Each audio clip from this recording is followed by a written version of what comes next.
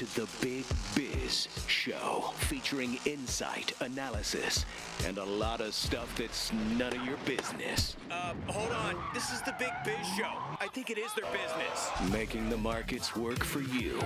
Here's the man with the plan, Sully. Hit it. Live from the Loft 100 studios in sunny San Diego, California. Big Biz Show's on the air. Great to have you along. 110 million TV homes strong. 150 radio stations. We're in 175 countries. Great to have you. Mike Costa's here. How you doing, brother? And of course, the day trader Quattro. Let's give it a hand. Lots of stuff going on. Looks like we're going to have, you know, there's a couple of terms I hate nowadays. Pivot. Let's pivot. Yeah, okay. it's course correct. Yeah. Ooh, I'll cut you. Yeah. I'll cut you. Don't use course correct in my presence. There's this fight going on between the Fed. Again, I got to bring up a great short read that talks about what a scam the Fed is, and I'm no conspiracy theorist here, as I play the Twin Peaks theme. Pulled that one out, didn't I? That is pretty. That's pretty good. Smooth. There you go, right? Creature from Jekyll Island would Yes. be the name of the book that you should read. Take you 45 minutes.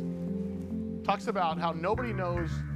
Well, first of all, the Fed isn't a federal organization. They're just run by or overseen by Congress. Yeah. Nobody knows who owns the Fed. Right. It's suspected that the banks that use the Fed own the Fed, but nobody knows what percentages.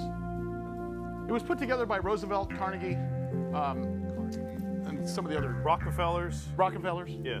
They all got together on Jekyll Island one weekend and created the Fed. There you go. So the reason I bring that up, though, is the Fed is now tasked with a few things. You go right on their website. If you go to fedreserve.com or .org, you can, they're tasked with keeping interest rates low, employment at a maximum, and prices stable. Okay.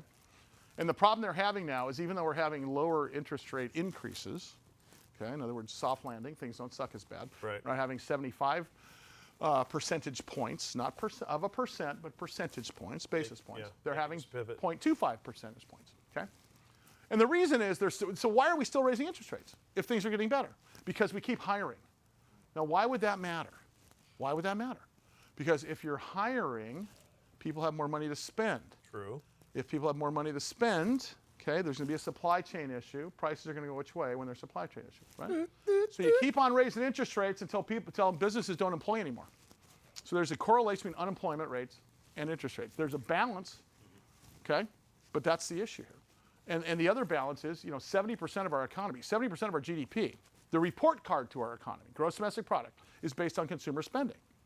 Now, when you flood an economy with too much stimulus, and you can see charts going back to the beginning of the 1900s, every time we pump money in the system, interest rates follow. All right, enough of that. I have got an email into the studio, as we do so often, into our executive producer's office, saying we got to talk to this company called HeartSciences. And HeartSciences is bridging what they call a diagnostic gap in cardiac care by figuring out early detection. Huge. Okay? Now, I don't know if I got an Apple Watch, and I hate to say the only reason I got an Apple Watch is so I can count my steps, because who needs a watch? We got wife. Right. That'll tell you what time it is, and if you're late. Oh boy. But the bottom line is the technology now is if you can check your watch for AFib. I do it all the time. Do you really? Absolutely. Is it wrong that the left side is numb all the time, Mike? Does it have a thing on that for you? Maybe have a salad. So anyway, Andrew Simpson. Just a tick. So we got an email about Andrew Simpson. Andrew Simpson is the CEO of a company called HeartSciences. They are publicly traded under the stock symbol HSCS. HeartSciences.com. He joins us now via Zoom. Andrew, thank you for being so generous with your time and coming on with us today, because cardiac, you hear the word cardiac and everybody steps to attention here. And it's when you start talking about early detection, boy, you got my attention, that's for sure. So talk about that a little bit. Welcome to the program. Thanks, Sully. I appreciate being here. So what we're essentially doing is changing what's possible with an ECG. So the ECG's been around about 100 years, but it has significant limitations in the types of heart disease that it can detect. So what we're doing is we're applying advanced science and artificial intelligence to basically make it detect cardiac dysfunction at an early stage. And the reason why that's important is, most people, you will have heard of somebody that's had a heart attack unexpectedly, or even died from a heart attack unexpectedly. And that's essentially because there isn't a test for a frontline physician to be able to effectively work out whether you've got heart disease. So the ECG's low cost, it's easy to perform, you don't need expensive imaging tests or a cardiologist. So it's the perfect test. It just needs to be broader and be able to do more, and that's what we're about. Whenever you can. I think, as I'm looking at your notes here, there is no, as you mentioned, low cost frontline medical device that can screen for heart disease. I can get a Cardia that tells me if I'm in sinus rhythm or not. I can look at my watch, none of which can tell you if you had a heart attack or on the way to a heart attack. And I think that's a really interesting designation, because I think that's the off-ramp to what we really need to know, right? I mean, it's that last-inch solution that we're missing here. Talk about that. Yeah, well, if you think about the conventional ECG, which would include the Cardia or the Apple Watch, the signal or the trace that you see is a time and voltage signal. I mean, that's an oscilloscope. Just think, where has a digital signal been the state of advanced technology for decades now? It was in that China balloon, I think, that was using 17. It was using 17. The technology from the 1700s, if I'm not mistaken, was when the balloon was invented. No, I think I get your point. There's nothing new to see here, right? No, exactly. So it'll tell you if you've got a rhythm issue, like AFib, perfect for telling you if you've got a rhythm issue, but it won't identify whether you've got other diseases that are impacting your cardiac function, the function of your heart. So guess what? With the electrical signal, there's a lot more information to bring to bear. That's what we do. And suddenly you're able to make the ECG way more valuable in that it can identify whether you've got heart disease at an early stage. And look, the field that we're talking about, which is making the ECG do more, it is indisputable now that this is going to be a major, major revolution because of research that's going on. And, we had a publication that was put out, and they basically said the field that we're talking about of making an ECG do more is the most important advances in electrocardiography since its inception. And given it's been around 100 years, that's a pretty big statement. We're in extra innings.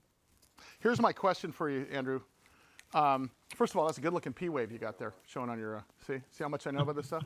If you don't have a P-wave, that's why your left arm's numb, Mike, most of the time. Maybe you should see somebody about that. The silent killer, as it's well known as you talk about, is more deadly. And get this is going to knock your socks off, because I didn't know this. More deadly than all cancers combined. Right? Am I accurate in saying that? And the biggest spend in healthcare around the world and the US. So talk about, for your company, what's the pot of gold at the end of the rainbow? I mean, in terms of patient care, in terms of what we can expect as consumers or patients, and what you guys expect as a company, because you guys have a technology that's proprietary that's solving this issue. And once again, the name of the company is HeartSciences. They are publicly traded under the stock symbol HSCS. One of your shareholders told us to talk to you. I'm sure glad we did, because we want to have you back and talk about it. But talk about what you're looking forward to most here in 2023 in regards to the patient side as well as your technology.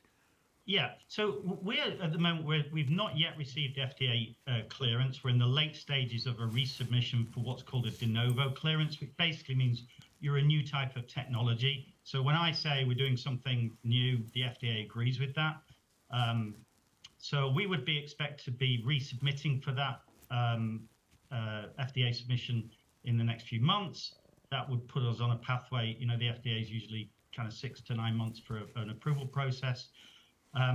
But then this would be available for use by physicians on patients. Sure. And it's a low cost test. It's an ECG. It's a similar cost to an ECG, but it means that your frontline physician, instead of not being able to screen you for your heart disease, would be able to tell whether you've got cardiac dysfunction and even pick that up at an early stage. And look, the challenge in the health system isn't in cardiology. Cardiologists have got all the imaging tests in the world.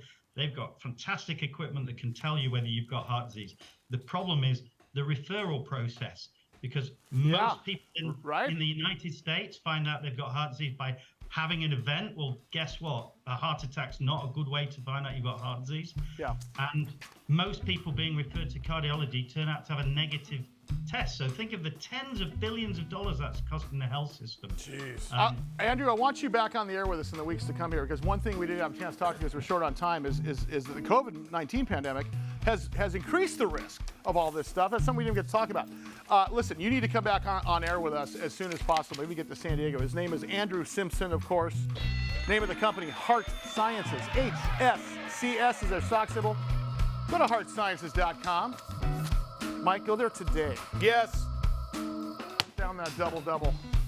No more chili dogs. Maybe have the watermelon salad. Yes. See you in a minute.